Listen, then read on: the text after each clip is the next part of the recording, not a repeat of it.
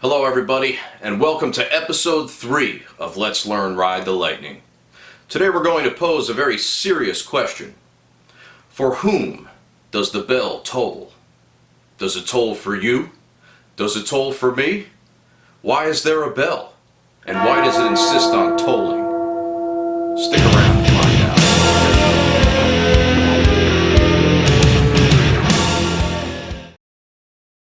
So before we really start diving into this tutorial, let's talk about the absolute most important element of the song, and that is the bell that starts the whole thing off. Now this bell occurs throughout the entire song, okay? It occurs in the intro by itself, it occurs in the intro not by itself, and there are a lot of other places where the bell is dubbed into the mix. Particularly the ending, the middle section, and various parts of the introduction as well. So, if you want to really learn how to play For Whom the Bell Tolls, you better go and find yourself a massive iron bell. Preferably one that doesn't have a crack in it, like that Liberty Bell in Philadelphia, you know? Those 1776 guys, they put a crack in it. What you're going to want to do is you're going to want to go to your nearest church, or you're going to want to go to your nearest church tower. You're going to go to the top of the tower, you're going to ring the bell. You're going to ring that massive big bell, and you're going to run out before the friars catch you up there. If they catch you up there, they're going to feed you to the princess, who lives in the basement. Long story short, you're going to have to bring this bell from the top of the tower without getting caught by the guards or the friar. You're going to bring it into your neighbor's house, completely unsolicited. He's going to be freaking out, wondering what the hell you're doing, and you're just going to say, hey man, check this out. And you're going to hit that bell, and his life will not be changed at all. But yours will be changed for the better forever. The intro to For Whom the Bell Tolls is guided along by none other than our favorite bassist, Cliff Burton. He kicks it off with a descending chromatic bass line using very colorful notes in the E minor scale. Now this acts as a setup for the rest of the track. He actually has 2 moments where he starts off really the main theme of what's happening. So here is that first part on the bass.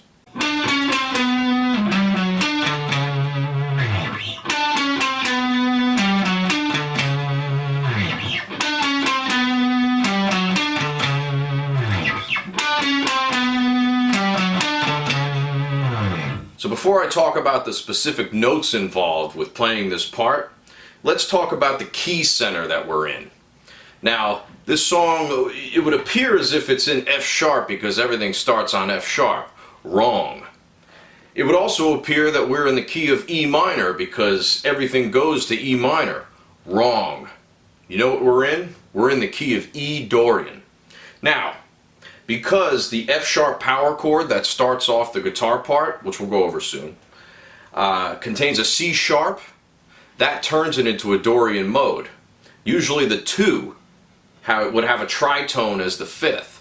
So if we were really dealing in the key of E minor, we wouldn't have that note in there to begin with. Now, power chords can be ambiguous enough where you can get away with using it and still having everything else in the key of E minor proper, but that's not the case with this, okay? And I'll show you why.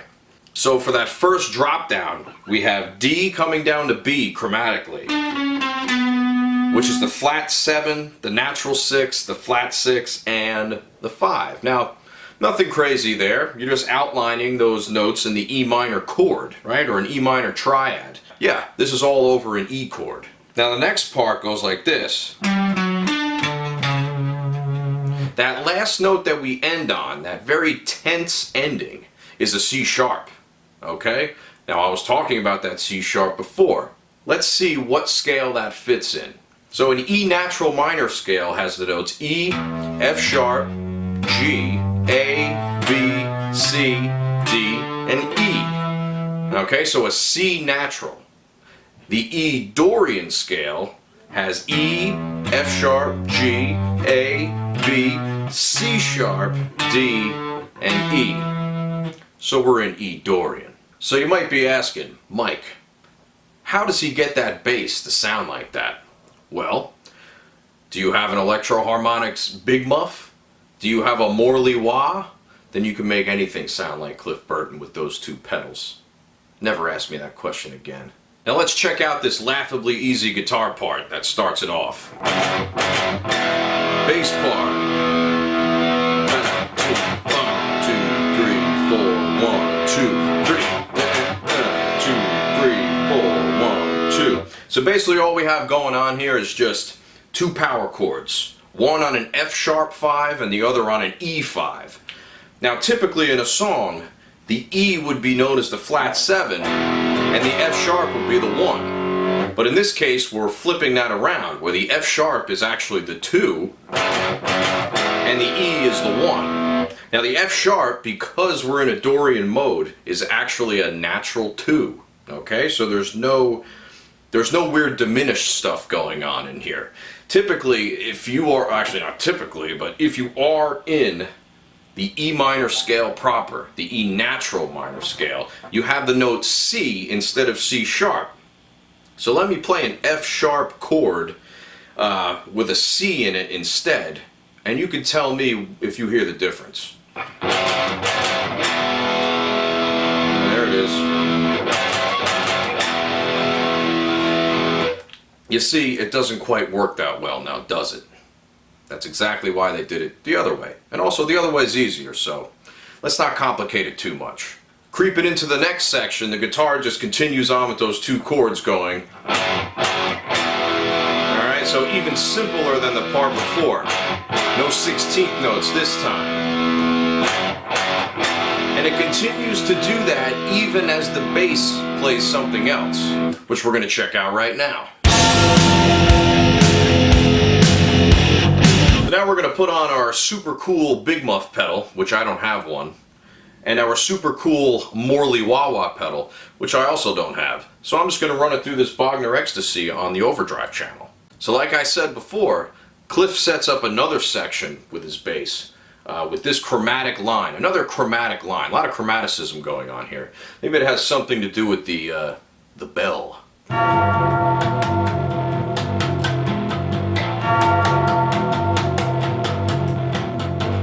Now what else can be said about that? Just alternate those two fingers and get that shit moving. Now, what we're dealing with here is, yes, we are in the key of E minor, loosely, right? Here we're hitting some even more colorful chromatic notes. So we're starting on E, which is the root, the number 1. We're going to G, F sharp, and then F, which is flat 3, 2, flat 2. Okay, so we're hitting down to that flat 2, which is very common in a lot of these early Metallica songs because it gives it a lot of weight to pull down to the E chord. So after that we go E, F sharp, G, B flat. Wow. Okay, so we're getting a little dissonant there. The B flat is the flat 5, or the tritone, also known as the devil's interval. So you're going to want to, you're going to want to hide all of your personal belongings from Satan. It continues on with the same chromatic thing going. Play it 3 times, and then we go E, F sharp, G, B. Okay, so that time we're hitting the regular 5. You can collect all your personal belongings and invite your family back to the house because Satan is no longer with us. Okay, so continuing on, the guitar finally gets to play something fun. Now, keep in mind, we're still in the intro. This is a very long intro for such a popular song. Now the guitar part here just joins in with the chromatic bass line that Cliff was playing before as a setup. It goes like this. So you really want to dig into those strings. You want to palm mute it, make it as heavy as possible. Right? As if you want to break the strings. Now, the only thing to really say about that is, aside from making it incredibly deliberate with that heavy palm mute, that very last chord of each phrase, the B flat and the B, you want to have that as open as possible so it just jumps out at you, right? You know, when you're listening to the song, it's like it's riding, dun dun dun dun dun dun dun dun dun, right? Dun dun dun dun dun, yat! You want it to yat at you. And if it doesn't yat at you, then you ain't doing it right. And if you don't have it yet and that yourself, you're still not doing it right. In this next section, the guitar gets to take yet another break. Haven't we had enough breaks? No, I guess not. So the guitar holds an E power chord. Lars continues on with the drum beat, boom, ga, boom, ga, and Cliff is following along, playing this mechanistic, mech warrior style, military complex march along with that beat. Okay, and that continues along, and we hit this lead.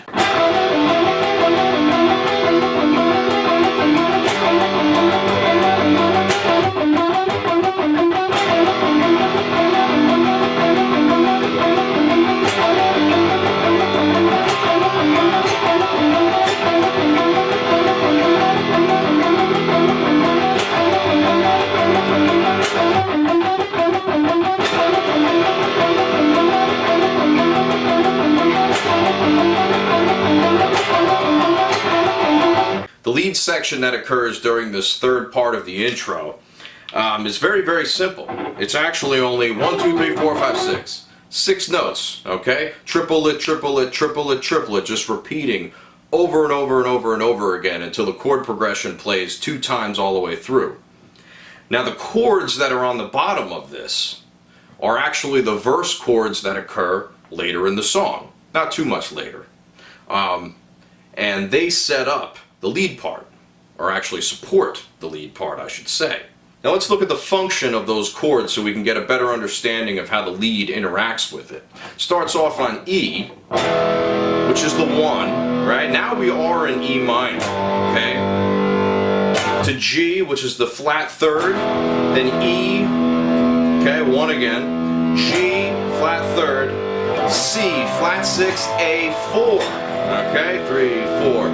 And then it goes on to repeat. Okay, and you do that whole thing twice.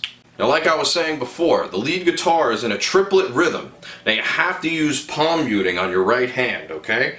Now, a palm mute, for anybody that doesn't know, is you have to put your palm right at the edge of the bridge where the string meets it, okay? Now, in this case, you don't want too heavy of a palm mute. You don't want something sounding like this, like... You want to get it right on the edge there, so it almost sounds like you're playing the full note, but you're really muting it a little bit. You want to use strict alternate picking the entire way through, as you're muting, right?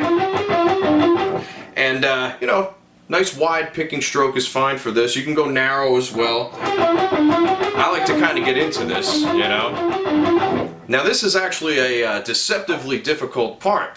Because, I don't know if you noticed, but you have to play this part a whole heck of a lot of times in order to get through the section. Now, I still can barely play this part because it takes so damn long to get to the end of it. And you have to play the same 6 notes over and over and over and over and over and over and over and over again until it closes out. So that's part of what makes this pretty challenging. And also, if you're not used to alternate picking very much, well, this is going to present a serious problem for you. Because this is all alternate picking. You can't do downstrokes. That'd be too James Hetfield. This is a Kirk Hammett part. Theoretically, these 6 notes go like this. G, which is the flat 3rd. E, which is the root. F sharp, which is the 2 or the 9. D, which is the flat 7. E1, F sharp, 2. Now the only thing left to say is in regard to the fingers that you use. Now I'm going to say just use the classic positioning that your finger should be in. 9th position. So your pointer is at the 9th fret, your ring finger is going to be at the 11th, and your pinky is going to be at the 12th, right? So pinky, pointer, ring, pinky. And that's all there is to it. Once you master that, we move on into the chorus riff of the song, which is probably the most notable section. So let's get this final introduction part out of the way so we can finally get to some lyrics. Jeez, does this band have a singer?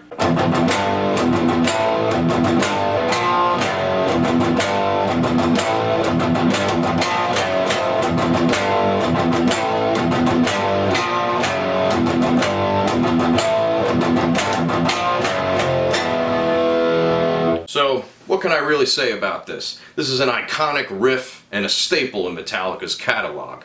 Now, how does it sound like that? Well, let's take a deeper look. So yes, we're loosely in the key of E minor, just like we were for most of the introduction, except that last portion of the program, which was truly in the key of E minor. Now, let's take a look at these chords. So we're going triplet G, triplet A, triplet G, B flat, G flat.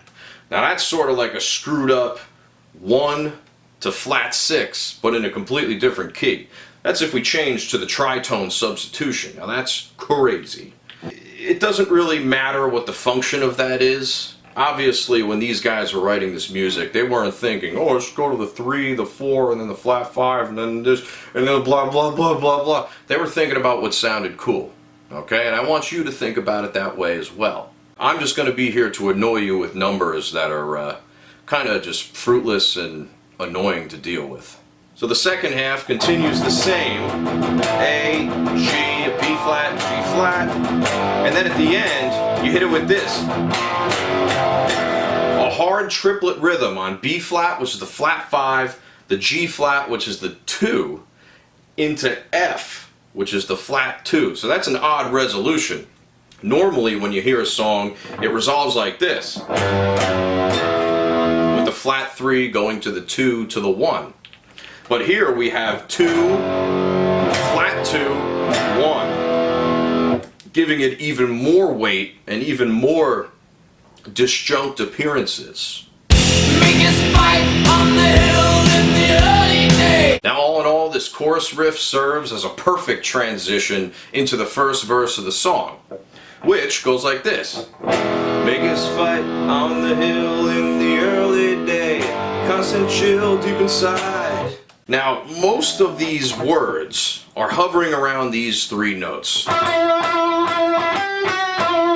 which is the root, the flat 3, and the 9th, or the 2. Okay, so you're just using 3 scale degrees, and then every once in a while coming down into the flat 7.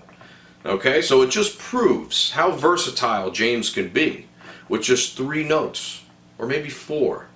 You don't have to use too many notes to make something interesting. Remember, less is more. But how could that be?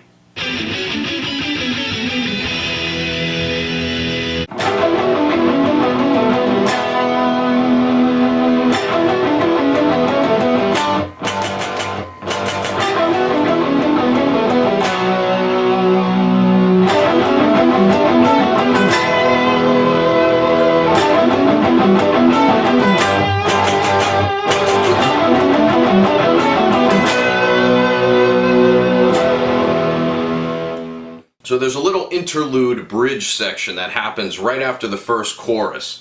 It's actually the most complex and intricate part of the song, which is kind of nice because we haven't had that yet. Everything else has been pretty straightforward. Let's take a look at the chords that are going on underneath this. Now, the form of this section is in 6 measure blocks, and then it starts over again with a harmony. So it starts off with 1 guitar on the first 6, and 2 guitars on the second 6. Chords go like this. E, 2, 3, 4, 1, 2, 3, 4.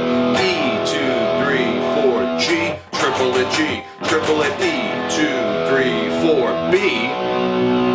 And then it starts over again to do the exact same thing, but this time with a harmony on top. So let's go over the first half of the lead where the guitar is just by itself. So you're descending down in major and minor thirds and then ending on a different note every single time. Now this reminds me of in a classical music setting when you would play scale exercises with different instruments in the orchestra, such as a trumpet, a bassoon, a clarinet. If you've ever played any of those instruments, you're probably familiar with the thirds jump exercise that is probably in every single generic scale book you can imagine. Now the part itself descends down from G down the E Dorian scale and then touches upon a chord tone that the rhythm guitar is playing. So we have this G, E, F sharp, D, E, C sharp, D, and then continue down the scale until you get to G. And then the last note is a B, which is a chord tone of the E, the perfect fifth. The second time around, it hits a D, because the G chord is on the bottom, right? The D is the fifth of the G chord. So, once again, a perfect fifth. The next one resolves to an F sharp, which is the perfect fifth of the B. Okay, so we have these fifth resolutions happening at the end of each phrase. Continuing on, we get a little more complicated. So we're starting off exactly the same as we would before, but this time we're going to go a little bit higher.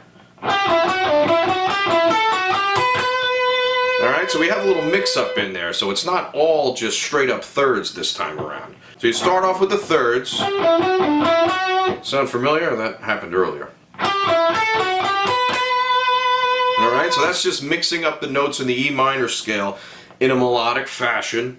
Okay, you're doing minor third, skipping up a fourth, but then going down another minor third, half step, major third. Now that major third makes it sound very triumphant, very bright, almost like you're on the hill in the early day. The second time it just does this. So it ends on the G, which would then be the root of the G chord. Makes sense, right? Let's move on. And there we end on the B, which is the root of the B chord. Nothing too crazy here, just it's a little strange that they decided to put something that's so subtly different than the other section in there, but I guess it does, it definitely makes it a lot more interesting in the long run. I always like it when bands have a completely unique section that's based off an earlier part, but they put a little spin on it. That's nice. Now the harmony guitar is pretty simple. It just does this twice. And then hits the chord on the bottom. Okay, so the first time it would be an E. Then the second time, G, G, G, G, G. Now the tricky part is that you have to slide to each chord as it moves along.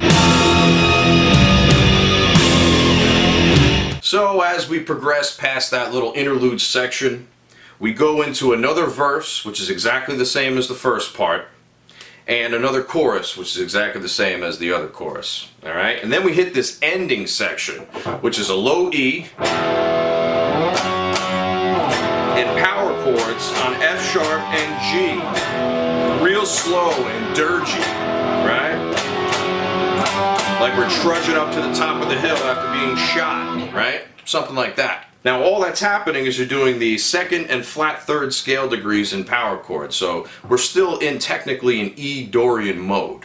Now happening on top of that, we just have some fun whammy bar action going on.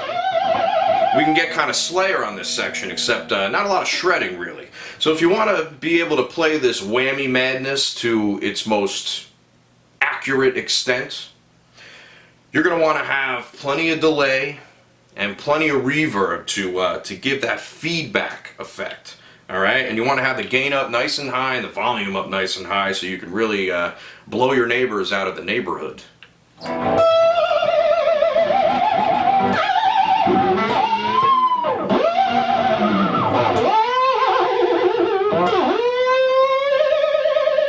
One thing I forgot to mention as we were moving along is how important Lars Ulrich's drum parts are. I don't know if you guys have noticed, but there's a lot of fills, and each one of these fills is unique and brings a lot to the table. It fills in all the empty space where everything else stops. And without those drum fills, I don't think this song would be nearly as good as it is. And you can argue, you know, think what you want about Lars, but you can argue that Lars is one of the most important members of this band. He really carries everything through. He kind of comes up with a lot of the forms, and he comes up with all these creative ways to play these fills and getting the entire band through a part so that it doesn't sound repetitive or boring or anything like that, because there are a lot of repetitive sections that happen here. But he also knows when to lay back when it's necessary, right? If you notice back at the beginning of the song, he's just playing a boom, boom, boom, boom, boom, boom, boom, right?